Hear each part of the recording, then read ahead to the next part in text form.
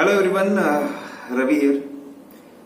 आए दिन बच्चों से बात चलती रहती है, ठीक है। तो एक कॉमन प्रॉब्लम जो बच्चे फेस कर रहे हैं, इनफैक्ट हमारी पूरी जनरेशन ये प्रॉब्लम को फेस कर रही है, that is a problem of anxiety, anxiousness, uneasiness, बेचैनी।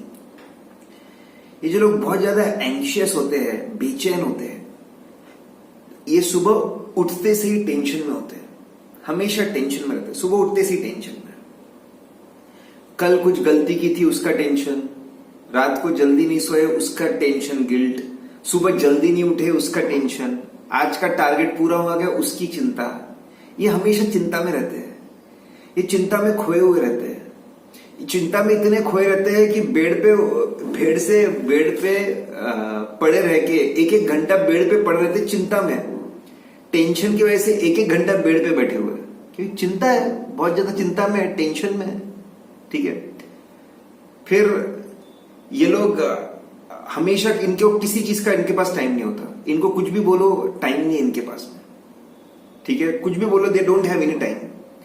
छोटी छोटी बात पे चिढ़ जाते हैं, छोटी सी चीज अपने जैसी नहीं हुई चिढ़ गए, ठीक है। किधर का गुस्सा किधर भी निकालते हैं, बहुत चिड़चिड़ापन होता है। फिर इनका लैक ऑफ कंसंट्रेशन, ठीक है।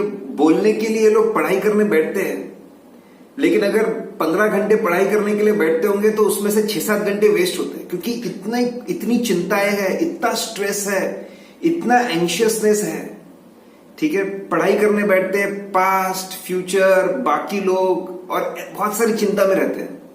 और इतने चिंता है, इतने ज्यादा एंशियसनेस है, इतनी ज्यादा एंग्जाइटी है कि फिर अपने आप मोबाइल पे हाथ जाता है, व्हाट्सएप देखने लग जाते हैं।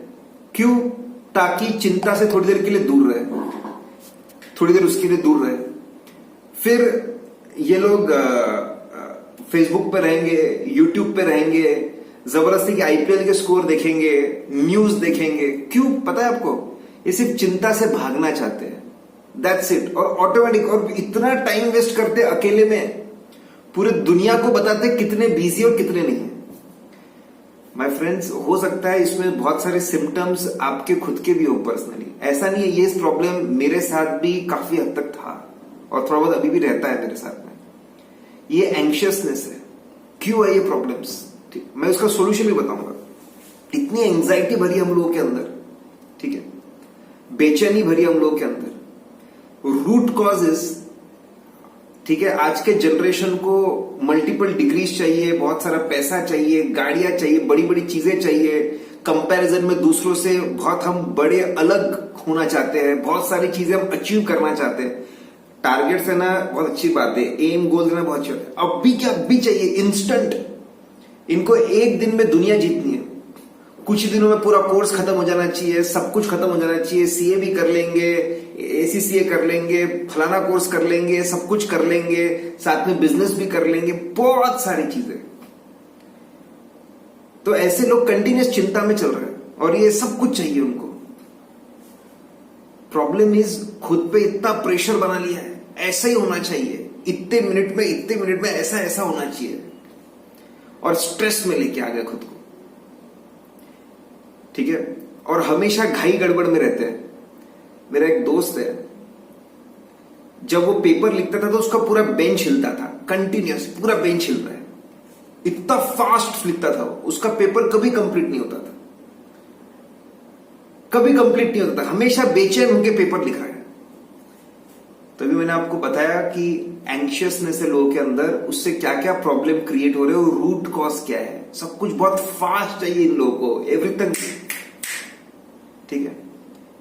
अब हो क्या रहा है, ये तो प्रॉब्लम है। सॉल्यूशन क्या है?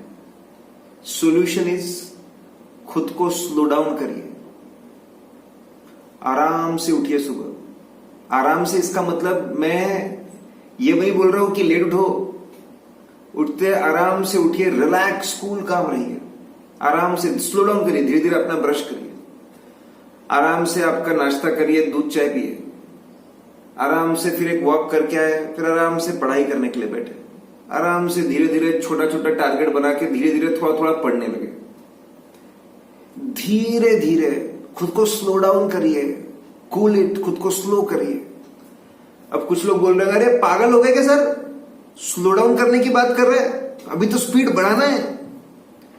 अरे स्पीड बढ़ाने से स्पीड बढ़ नहीं रही ना, खुद को स्लो डाउन करिए। टेक माय वर्ड्स, जो लोग एंग्जाइटी का शिकार है खुद को स्लो डाउन करिए, रिलैक्स करिए। रिलैक्स करिए मतलब कुछ और काम करने को नहीं बोल रहा हूं, अपना ही काम कर, लेकिन खुद को स्ट्रेस फ्री रखिए, कूल काम करिए, रिलैक्स करिए, स्लो डाउन। जितना आप धीरे काम करेंगे, जितना आप धीरे काम करेंगे, आपका कंसंट्रेशन बढ़ेगा, आपकी एकाग्रता बढ़ेगी, आप एक ही काम करने में अपने आप ध्यान लगाएंगे।